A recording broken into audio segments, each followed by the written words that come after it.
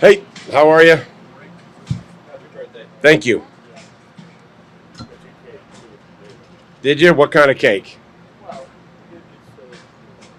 There's one answer. It's carrot cake. That's it. There's one answer. There's no him and a hawing. That's the only cake that you like?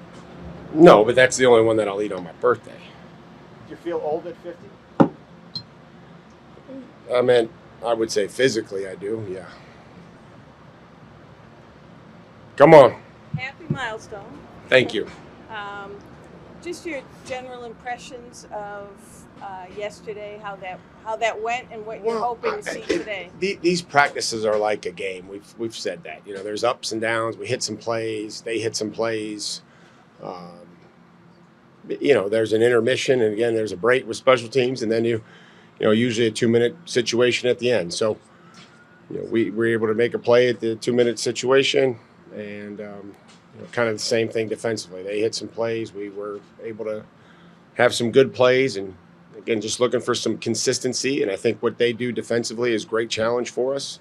To come up here without any real practice or any look and be able to, have some good plays. And again, some plays that, we have to improve on. But I think it's a good start.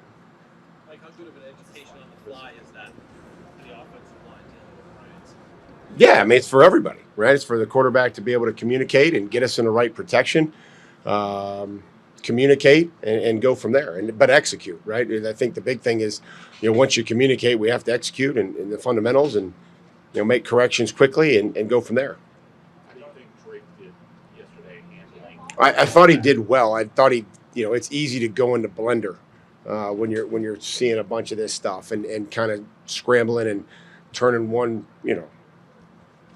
less than favorable play into a real shitstorm. So I didn't see that. I thought he was able to process and we didn't execute all the time, but I didn't see any panic from him. I thought he was able to communicate and get the things that he wanted, and then hit some plays because of it. When we blocked him, we were able to make some plays, and then we'll just have to try to see what happens today and continue to go from there. A talented player. How did Will Campbell do yesterday in that matchup? He had some good plays and had some plays where he got beat inside, and these are going to happen to young offensive linemen. So, we're not going to sit and evaluate every practice. I'll let you guys do that, and we'll go from there and just keep trying to improve.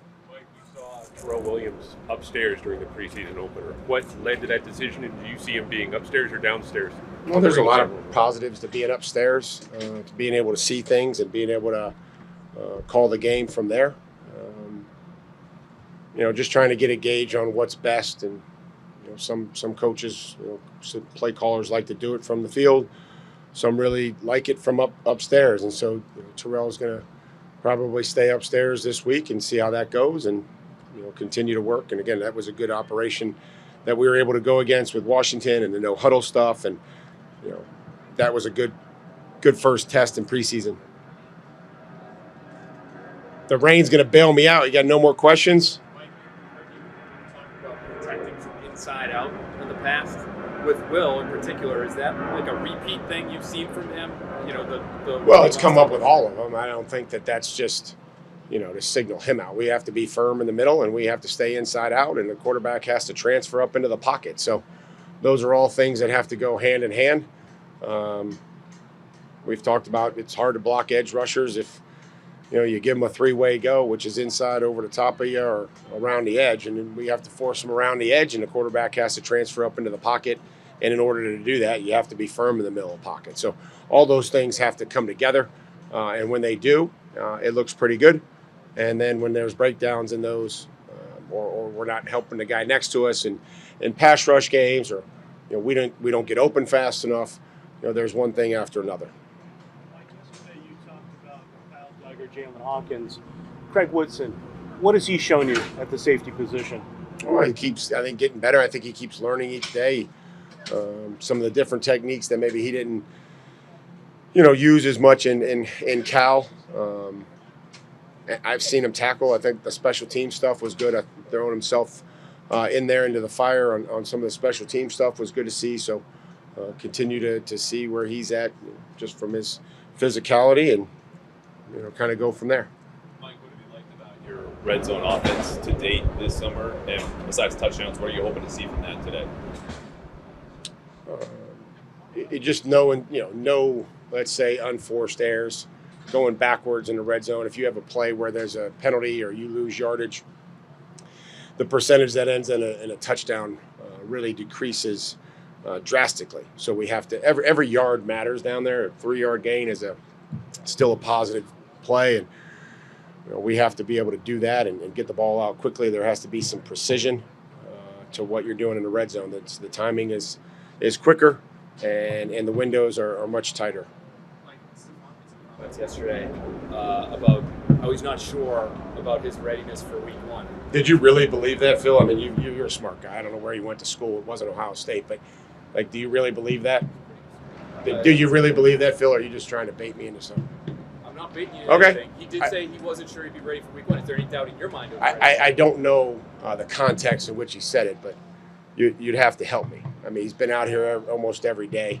I'm excited to where he's at, and we'll see when week 1 comes. But he's going to practice today. Hopefully he helps us in the red zone. But we can't predict the future about week 1. I just know he's going to be out there today. And he works hard, and he cares, which are 2 important things. Mike, speaking of context and stuff, Todd Downing had a quote about Steph the other day. I'm wondering if you could add some context. So the big thing with him is I'll do my best. I'll try to let Todd speak for himself, but I'll try to help you the best I can. What do you got? The big thing with him is understanding that you can't confuse results with the process. So if there's a day he doesn't have a whole bunch of production, that doesn't mean he didn't do his job and get open. It sounds like that has been an issue with him. I don't think that it has. I thought that, again, there's days where the ball doesn't find you. There's one football. There's 5 eligible receivers. The quarterback decides where he wants to go with the ball. No different than Kyle Williams. Kyle Williams is working extremely hard. Ball hasn't really found him. He's been open. There's been separation. I'm not sure which day Todd said that, but the other day in the red zone, I thought that Stephon factored and looked good and keep getting better. So I don't think that that's going to be always the case, right? As far as there's Terrell mentioned this. Terrell Williams said this one time when, you can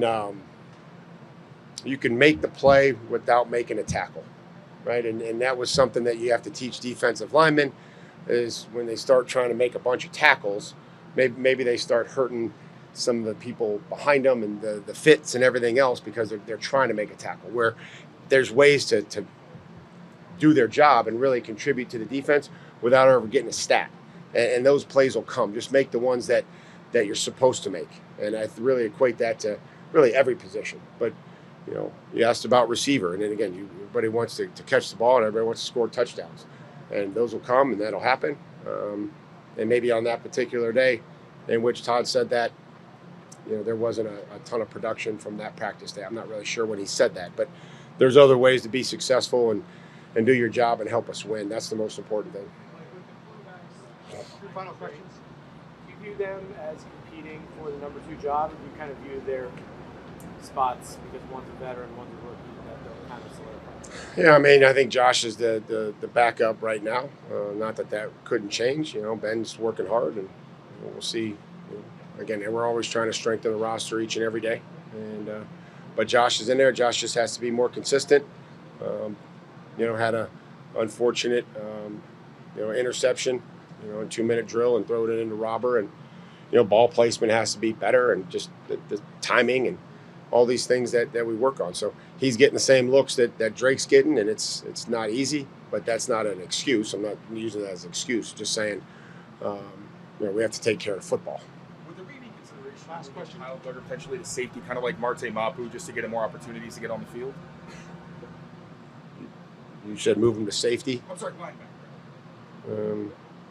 Yeah, I mean, we would consider anything to try to help the football team and help the player. That's everything we want to try to do is help every player earn a role and build a football team. Thank you. I hope that helped, Greg. I don't know what the context was for that particular day.